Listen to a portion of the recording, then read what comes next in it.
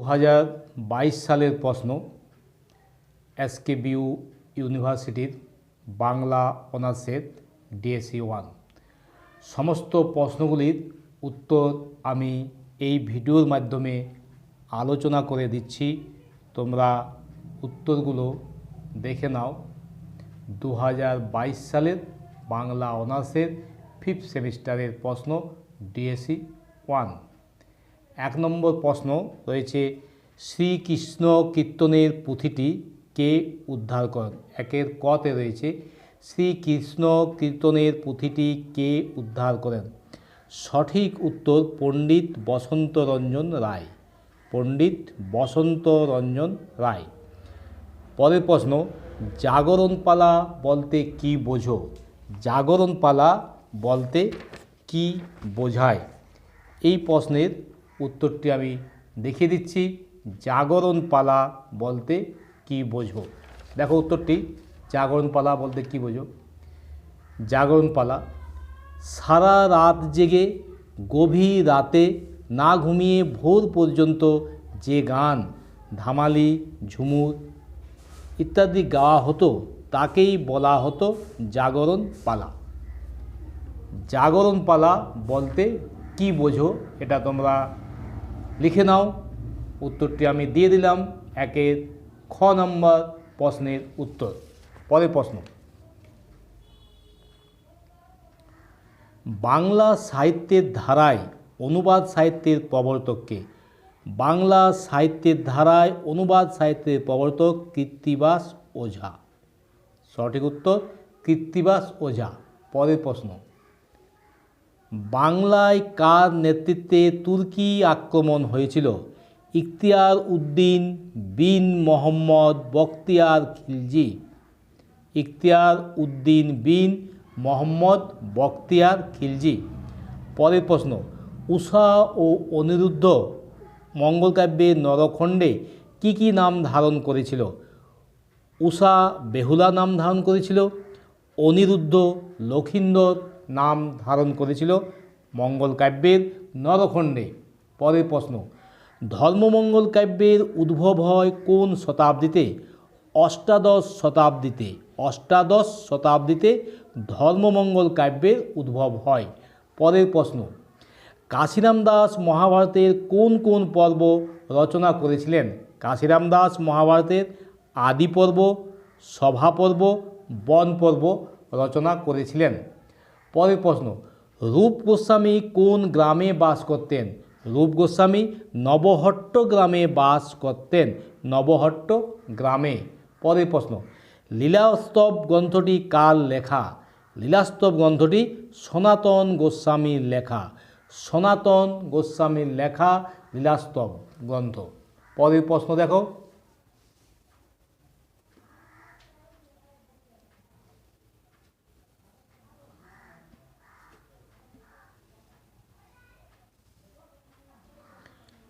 বাংলাদেশে নাথ সাহিত্য প্রধানত কয়টি ধারায় বিস্তার লাভ করেছে? 3টি ধারায়। শিবায়নের সঙ্গে মঙ্গলকাব্যের প্রধান পার্থক্য লেখো। শিবায়নে শিবের মাহাত্ম্য ও পূজা প্রচার করা হয়। মঙ্গলকাব্যে বিভিন্ন দেবদেবীর পূজা প্রচার করা হয়। পরের প্রশ্ন, সাধক কবি কমলাকান্ত কোন রাজার সভাকবি ছিলেন? বর্ধমান রাজা তেজশ্চন্দ্রের। কবি ঈশ্বরগুপ্তের মতে কে প্রথম কবিগানের প্রবর্তক? গোজলা গুই কবিগানের প্রবর্তক। আমি কোথায় পাবো তারে গানটি কার লেখা? গগন হরকরার লেখা। ফকির পাঞ্জশাহ কার কাছে দীক্ষা গ্রহণ করেন? সাধক হিরাজুতুল্লাহ খন্দকার এর কাছে। সাধক হিরাজুতুল্লাহ খন্দকার। 2 নম্বরের প্রশ্নগুলো দেখো। 2 নম্বরে কয়েকটি, সংস্কৃতে রচিত প্রথম চৈতন্য জীবনী গ্রন্থের নাম কি? মুরারিগুপ্তের কর্চা। চৈতন্য জীবনী গ্রন্থের নাম, সংস্কৃত ভাষায় রচিত প্রথম চৈতন্য জীবনী গ্রন্থ মুরারিগুপ্তের কর্চা। পরের প্রশ্ন, বাংলায় তুর্কি আক্রমণের একটি সদর্থক বা ইতিবাচক ফল লেখো।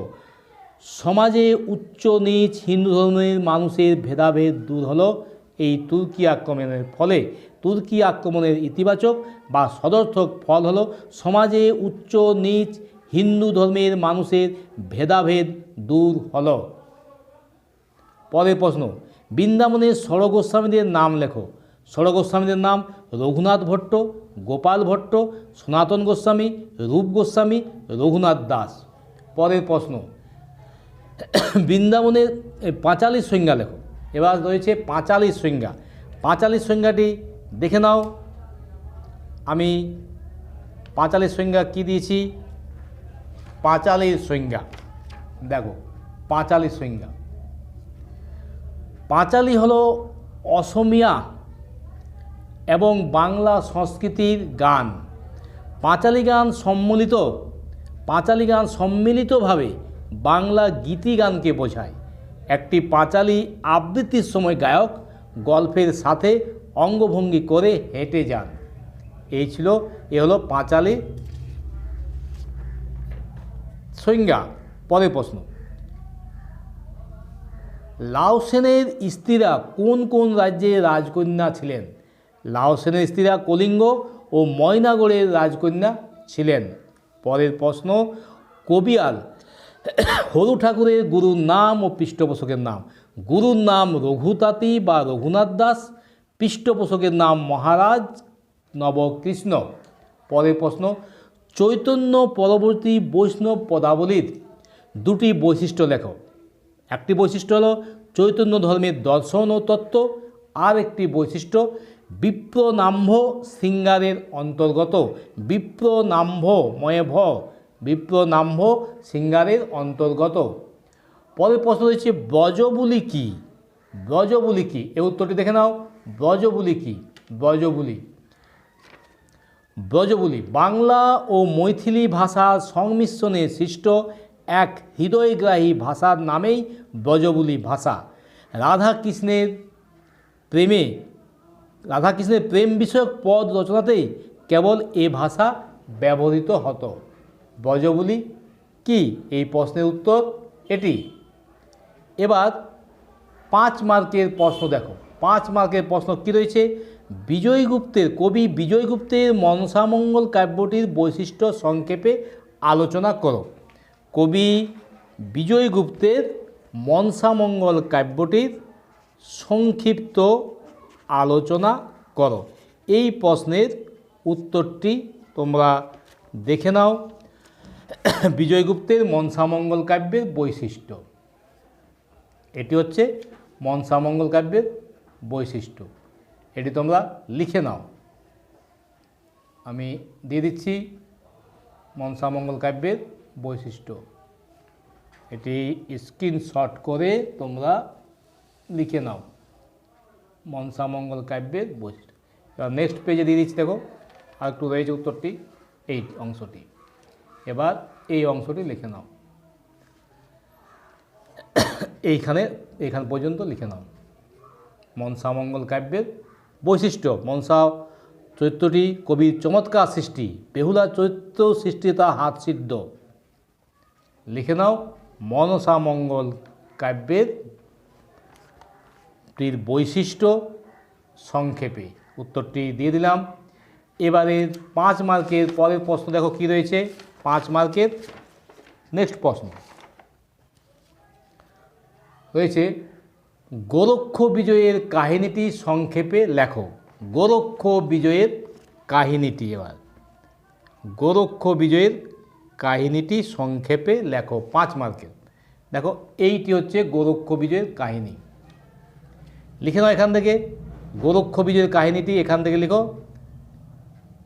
গোরক্ষবৃত্তে যে কাহিনী বর্ণিত আছে তা এরকম। আদিগুরু শিবপত্নী গৌরীকে গোপনে মহাজ্ঞান মন্ত্র শেখাবার সময় মীননাথ মাছের রূপ ধরে সেই মন্ত্র শুনে নেন। মহাদেব তা জানতে পেরে শিষ্যকে অভিশাপ দেন, এককালে হোক বিস্ফোরণ। এই উত্তরটি লিখে নাও। গোরক্ষ বিজয়ের কাহিনীটি তুলে নাও, স্ক্রিনশট করে নাও। এটা পরের পেজে একটু রয়েছে, এটাও লিখে নাও। গোরক্ষ বিজয়ের কাহিনীটি এইখান পর্যন্ত লিখো। গোরক্ষ বিজয়ের কাহিনী এতদূর পর্যন্ত লিখে নাও।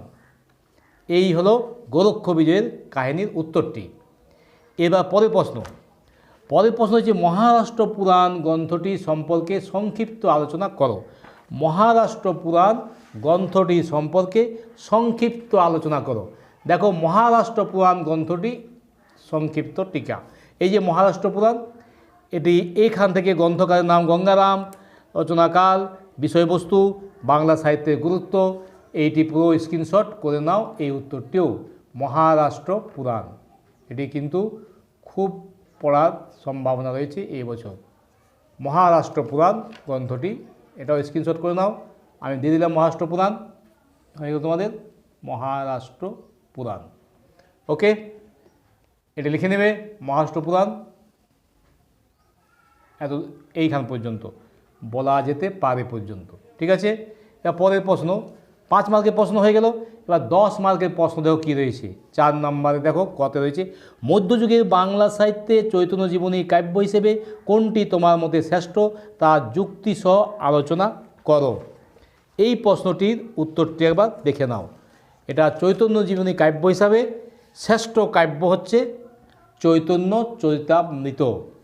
সর্বশ্রেষ্ঠ কাব্য হচ্ছে চৈতন্য জীবনী কাব্য, চৈতন্য চরিতামৃত। এই উত্তরটি তোমরা এখান থেকে শুরু করো, শুরু করে লিখো এই পেজটি। পরের পেজ দেখিয়ে দিচ্ছি আমি, পরের পেজ দেখো, পরের পেজে এই জায়গাটি, এই যে চৈতন্য, এখান থেকে শুরু করো, এখান থেকে আবার লিখো, লিখে যাও, পরপর লিখে যাও। 10 মার্কের একটু বেশি লিখতে হবে, একটু বড় করে লিখতে হবে। উত্তরটি দেখো, আদি লীলার কথা, মধ্যলীলার কথা, অন্তলীলার কথা লিখবে। তারপরে এইখানে শেষ রাঙাটুনি, অন্তলীলার কথা এই পয়েন্ট এখানে শেষ। এটি 10 মার্কের প্রশ্ন। এটি হচ্ছে, প্রশ্নটি হচ্ছে যে চৈতন্য চরিতামৃত কাব্যগুলির মধ্যে কৃষ্ণদাস কবিরাজের চৈতন্য চরিতামৃত গ্রন্থটি শ্রেষ্ঠ, সর্বশ্রেষ্ঠ গ্রন্থ বা সর্বশ্রেষ্ঠ কাব্য। দেখো প্রশ্নটি, উত্তরটি আমি দেখিয়ে দিলাম। প্রশ্নটি ছিল এটি, মধ্যযুগে বাংলা সাহিত্যে চৈতন্য জীবনী কাব্য হিসাবে কোনটি তোমার মতে শ্রেষ্ঠ তা যুক্তিসহ আলোচনা করো। এই প্রশ্নটির উত্তর হয়ে গেল।